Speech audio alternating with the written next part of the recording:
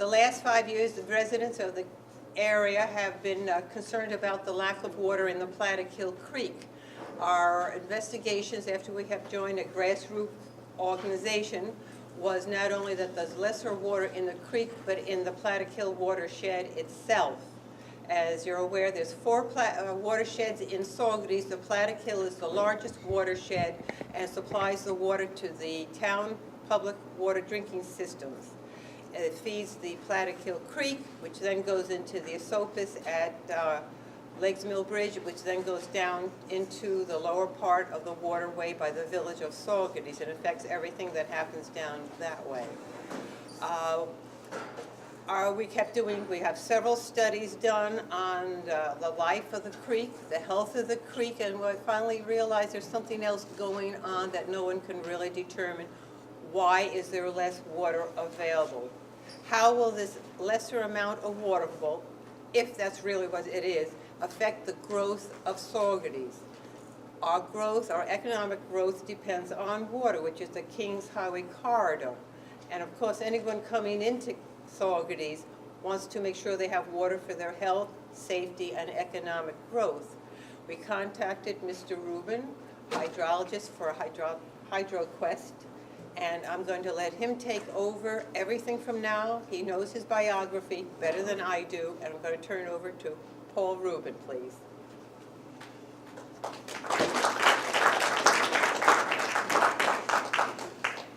By way of introduction, I'm a hydrologist. Actually, I wear several hats.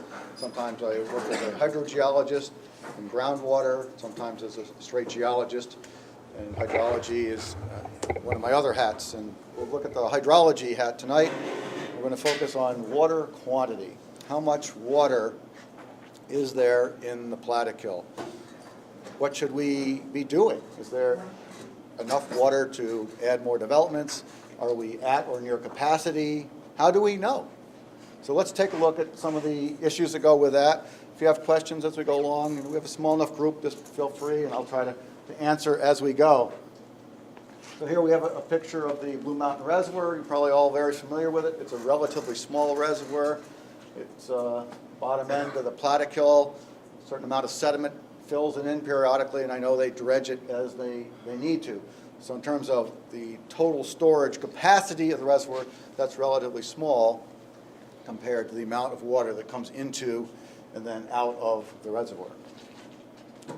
There's a lot of data, some of which we've obtained through the Freedom of Information Act, that says how much water is being used. If you look at the data and the lawsuit information, the amount of water that's been used historically, it varies, but it goes up to about 1.5 million gallons per day. We know also that there are water quantity problems that have required conservation measures, one as recently as this past summer.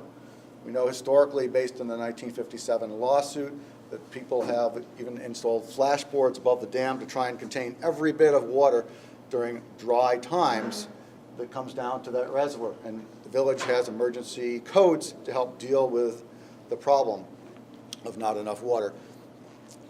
You'll see tonight that I should point out, I'm going to focus fairly heavily first on technical material, but I'm going to focus on the concept of the worst case scenario.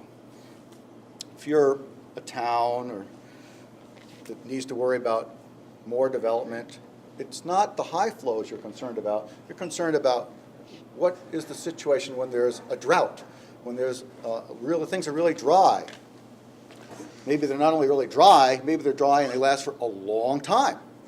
So these are the issues we need to look at, because if we add on more development or just look at what we have now, and we'll address all those possibilities by looking at the data we'll go through tonight, we need to know what's the worst case scenario. Because think about it.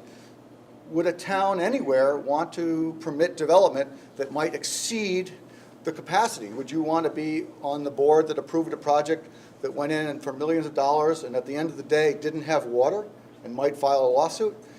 The important thing to do up front in any hydrologic study is to make sure that your decisions are based on solid empirical data so that you can make informed decisions. Yes? Can you define the drought years in the last 25 years in Saugerties? Absolutely. We'll get to that. Not a problem. Okay. So let's talk about this, a little bit about this number that we see in the press, the number that we see in the lawsuit. It's very important, this 1.8 million gallons per day of water. That number stems from a stated maximum registering capacity of a water meter, a Venturi meter at a water intake structure. It's not based on empirical hydrologic data designed to say this is the safe yield, this is how much water we can take safely from this creek and not run out. There's no information. As far as I know, this number and all the projects that are proposed in the area based using the Plattekill Creek have no hydrologic information behind them. There's no long-term flow studies. Some of you may be familiar with these little wooden structures along some of the creeks, like the Esopus Creek, the Schoharie Creek. These are little gauging stations put up by the U.S. Geological Survey. They send out hydrologists who periodically go out to these streams. They measure the cross-sectional area of the streams. They measure the depths of the streams at different flows. They develop what's called a rating curve. At this stream height, the flow is so many cubic feet per second. They put in permanent recording monitors, records the water depth every 15 minutes. And as time goes on, they establish a long-term record, and that's important because the longer the period of record, the greater the confidence we have in how much water there is available for our use. So we'll be looking at some of that data tonight. Unfortunately, what we won't be doing is we won't be looking at any of the data long-term from the Plattekill because it doesn't exist. So the other thing we need to concern ourselves again with the fishery, I mentioned that, but let's talk about this number a little bit more. The 1.8 million gallons per minute that everyone seems to be basing projects on, and we can keep adding on to the system because we have this 1.8 million gallons per day available. Well, when we're going to go through the data, we're going to let's consider in our minds whether the number makes sense.